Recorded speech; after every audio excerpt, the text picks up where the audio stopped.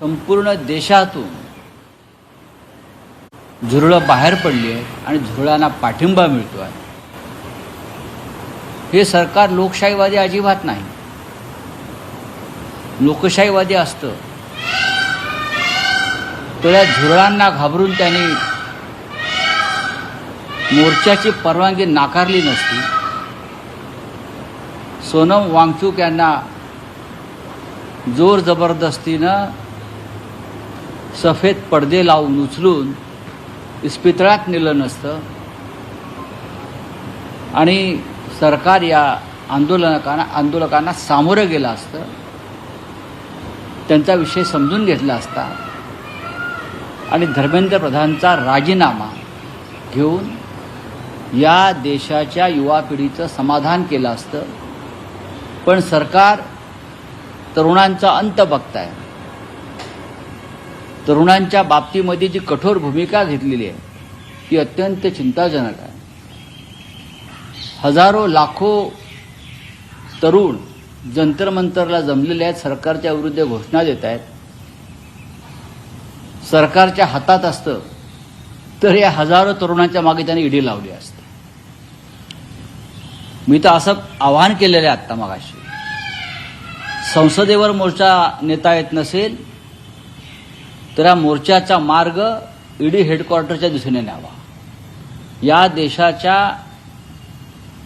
बर्बादीमध्ये या ईडीचा सगळ्यात मोठा हातभार आहे. देशविरोधी कारवायांमध्ये ईडी सहभागी आहे. त्याच्यामुळे संसदेबरोबर या ज्या गुलाम झालेल्या संस्था आहेत, मग सुप्रीम कोर्ट असेल, ईडी असेल, त्यांच्या दिशेनं सुद्धा हा मोर्चा नेला पाहिजे. तुम्ही सुप्रीम कोर्टाला गुलाम म्हणताय? होय. सुप्रीम कोर्ट जर गुलाम नसतं तर राष्ट्रहिताचे निर्णय दिले असते आणि संविधानानुसार या देशातले निर्णय झाले असते. तुम्हाला कंटेम्पची भीती वाटत नाही? मला अजिबात भीती वाटत नाही. कंटेम कशा करता? या देशातली प्रत्येक संविधानिक संस्था ही मोदी शहांची गुलाम आणि घरगडी म्हणून काम करते आहे. यात आता काय लपून राहिलेलं नाही. तसं असतं तर जर सोनम वांगचुक यांच्या उपोषणाची दखल घेऊन त्यांना इस्पितळात घेऊन जा हे जर सांगू शकतात सुप्रीम कोर्टचे किंवा हायकोर्टाचे लोक, तर मग सरकारलाही ते निर्देश देऊ शकतात. या मुलांचं म्हणणं ऐकून घ्या आणि त्यांचं समाधान करा आणि मग हे उपोषण सोडतील. उद्धव ठाकरेंनी देखील शिवाजी पार्कामध्ये आंदोलन केलं, तर त्याच्यावरती गिरीश महाजन असं म्हणतात की त्यांनी त्यांचा पक्ष वाचवावा म्हणून अशा पद्धतीने टीका करतात. अरे तुम्ही तुमच्या चड्ड्या वाचवा आधी. लोक रस्त्यावर उतरले झुरळं, बरं का, तुमच्या हाफ चड्डी शिरतील. बरं, हे अंधभक्ताच्या पलीकडली ही स्टेज आहे. हे जी तुम्ही ज्याची नावं घेताय ना, ही अंधभक्ताच्या पुढली स्टेज आहे. देशात काय चाललं आहे? हजारो तरुण रस्त्यावर उतरले आहेत. नागपूरमध्ये हजारो तरुण उतरले आहेत. पुण्यामध्ये झालं आहे. महाराष्ट्रात ठिकठिकाणी होत आहे. काल शिवाजी पार्कला हजारो तरुण रस्त्यावरती उतरले.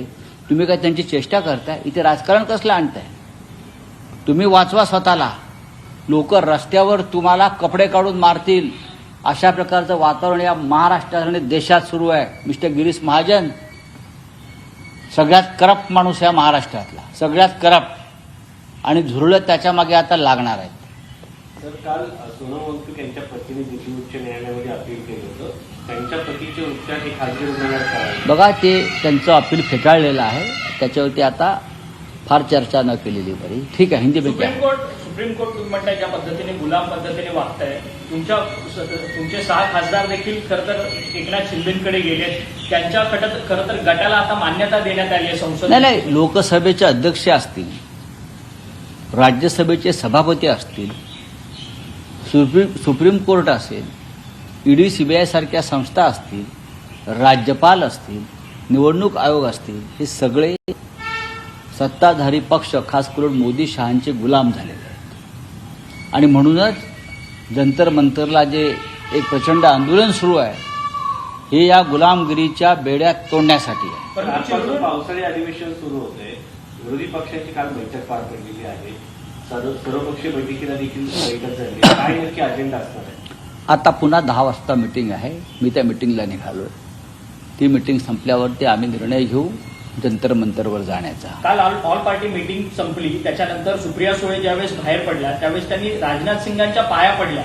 खरं तर सातत्यानं राष्ट्रवादी काँग्रेस शरदचंद्र पवारांच्या पक्षाचा डिलिमिटेशनवरचा स्टँड जो आहे तो कुठेतरी धुसर होताना पाहायला मिळतोय का? गेल्या आणि मला असं आहे की हा त्यांची पक्षाची भूमिका असेल वाकण्याची, आमची नाही. तर CJP प्रोटेस्ट बोलिए.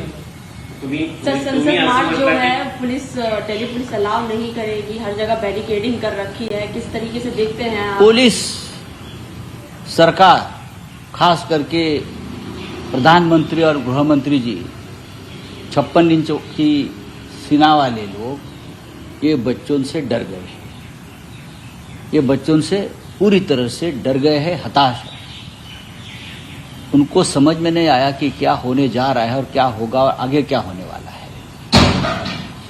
ये जो कॉकरोच जनता पार्टी है उनको लगा कीड़े मकोड़े की तरह हम उनको खत्म कर देंगे, लेकिन नहीं. ये कॉकरोच जंतर मंतर पर हजारों की लाखों की तादाद में आज है. पूरे देश में बड़े बड़े शहरों में इस आंदोलन का समर्थन हो रहा है. कल मुंबई में सबसे बड़ा आंदोलन हो गया है शिवाजी पार्क में. उद्धव ठाकरे जी, आदित्य ठाकरे जी, हम सब लोग हजारों लोग थे, बच्चे थे, स्टूडेंट थे. पुणे में हो गया, महाराष्ट्र में, नागपुर में हो गया है. हाँ, और हर जगह पर हो रहा है. आप क्या करोगे? आप इतने जो लाखों लोग बाहर आ रहे हैं उनके ऊपर आप ईडी लगाओगे क्या? सीबीआई पीछे, उनके पीछे सीबीआई लगाओगे? अगर सरकार के हाथ में होता तो जंतर मंतर पर बैठे हुए हर व्यक्ति के अगेंस्ट वो ईडी की कार्रवाई करते, लेकिन अब मुमकिन नहीं है. मैं तो ये कहूँगा, अगर संसद मार्ग के ऊपर हमको मोर्चा की परमिशन नहीं मिल रही है तो ये ईडी हेडक्वार्टर और सुप्रीम कोर्ट की तरफ ये मोर्चा जाना चाहिए. ये दोनों संस्थाओं ने देश का बहुत बड़ा नुकसान किया है. हाँ, राष्ट्र का नुकसान किया है. सर, दिल्ली हाईकोर्ट ने तो ये बोला है कि आर्बिट्रेरली नहीं उठाया गया है और नहीं, ठीक है, आप न्यायालय की बात न्यायालय के पास रहने दो. और जो बच्चे आप जंतर मंतर पर बैठे हैं, हर बच्चा नेता है, उनको कोई नेता नहीं है. सर, सोनम वांगचुक की पत्नी ने काफी गंभीर आरोप लगाया कि जो पोटेशियम कम होने की बात की थी वो सरासर झूठ है. उन्होंने ब्लड टेस्ट भी कराए हैं. हाईकोर्ट, देखिए, मैंने ये कहा है कि सभी कोर्ट इस देश की प्रधानमंत्री और गृह मंत्री की गुलाम बन गए. ये बहुत गलत बात है देश के लिए, लोकतंत्र के लिए, हमारे फ्रीडम के लिए. सब गुलाम बन गए हैं. और इसीलिए तो हजारों की लाखों की संख्या में बच्चे और उनके माँ बाप जंतर मंतर पर आकर खड़े हैं. धूप है, कभी बारिश है, लेकिन हटे नहीं. हटाने की बहुत कोशिश चल रही है. ये लोग डर नहीं रहे हैं, वो हमारे जैसे है, न डरेंगे. सर, आपको क्या लगता है कि इस बार ये फंक्शन कर पाएगा मॉनसून सेशन जो है पार्लियामेंट का? अभी से ही ऐसा लग रहा है कि मोशन क्या रहा है पार्लियामेंट में? हर पार्टी को खरीद लिया है मोदी और शाह ने. तो पार्लियामेंट में बचा क्या है? पार्लियामेंट में जो एक गरिमा होनी चाहिए थी अपोजिशन की, वो तो नहीं बची है. हर पार्टी को खरीद लिया है, हर पार्टी को. 50-50 करोड़ में तृणमूल के कांग्रेस खरीद लिए, शिवसेना के सांसद खरीद लिए, आपके सांसद खरीद लिए, और भी तोड़फोड़ चल रही है, रेट बढ़ा रहे हैं.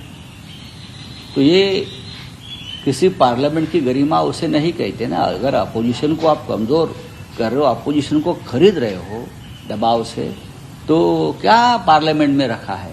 अब वो पार्लियामेंट नहीं है, वो बीजेपी का अड्डा बन गया है. सर, 7 बिल आ रहे हैं, वंदे मातरम को लेकर भी बिल लाया जाए तो उसकी अवमानना होगी तो बड़ी कार्रवाई की जाएगी. देखिए, भारतीय जनता पार्टी की तरफ से अगर ये बिल आ रहा है तो उनको पता चलना चाहिए कि ये लोग आत्मचिंतन करना चाहिए कि हम तो कभी हिंदुस्तान के फ्रीडम स्ट्रगल में नहीं थे, स्वतंत्रता संग्राम में नहीं थे. जब देश स्वतंत्र हुआ तो आरएसएस ने तिरंगा नहीं फहराया था. ऐसे बहुत सी बातें मैं बोल सकता हूँ. तो वंदे मातरम की चिंता आप मत करिए. वंदे मातरम, मैं तो मोदी जी और अमित शाह जी को चैलेंज दूंगा, टेलीप्रॉम्प्टर के बिना वंदे मातरम की 4 पंक्तियां मुझे गाकर दिखाइए, टेलीप्रॉम्प्टर के बिना. राम मंदिराचा देखील मुद्दा उपस्थित केला. बहुत गंभीर मुद्दा है, लेकिन हम सड़क पर उतरे हैं. पार्लियामेंट में कुछ नहीं होगा. हम महाराष्ट्र में आपने देखा होगा, नागपुर में कितना बड़ा हमारा सम्मेलन हो गया राम मंदिर लूट के खिलाफ. हाँ, मुंबई में हो गया, अब हम और भी शहरों में पुणे में कर रहे हैं। जळगाव हजारों की संख्या में लोग राम मंदिर के दान चोरी के खिलाफ सड़क पर उतर रहे हैं। ये होता